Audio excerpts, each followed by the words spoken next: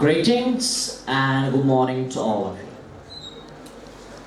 There are two powers in the world. One is the sword and other is the pen. There is a great competition rivalry between them. Tragically, in our society, there is a third power, stronger than both, that is corruption. Yes, today I'm going to talk about corruption in Pakistan. Mr. President, the mighty and just weapon of corruption has deprived the poor masses from food, shelter, protection, justice, entertainment, and joy of life. They are living in melancholic state and cursing the day when they entered in this world. They struggle hard to get the basicness of life, but all in vain.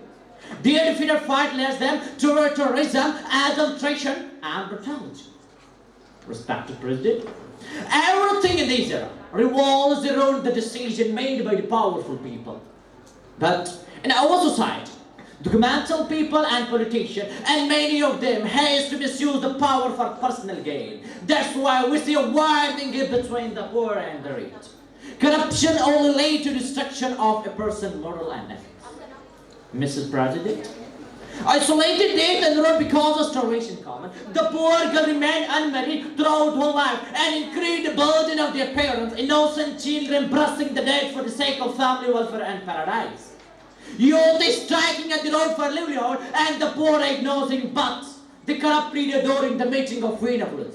By the way, which they have collected after flashing the poor peasant. They only consider them toll having wives.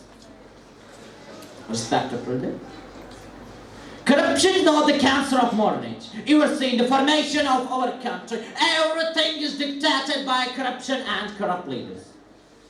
Corruption is not only a fiscal matter. Dishonesty with your duty is corruption. To make plots against others is corruption. Unjust judicial verdicts is corruption. Dislike with beloved country is corruption. And more, to deceive your own self is corruption.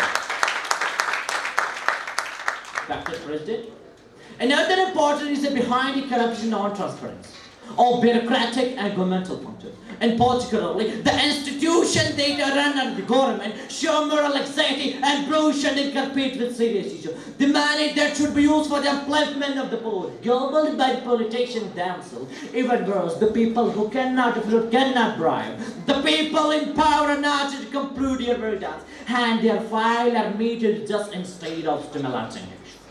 Clearly, very clearly, Mr. President, very clearly, an economy would come falling down when corrupt officials hold the reign of the country. Dear audience, we have become the laughing stock of the world because the cancer of corruption reaching its peak. Our judicial system, land administration, tax administration, public requirement legislation are the victim of this problem. Dear audience, the situation has become very synonymous. The general public takes proactive measures and become vigilant. Corruption cannot be uprooted from our society. So let's join hand and fight against corruption. Thank you.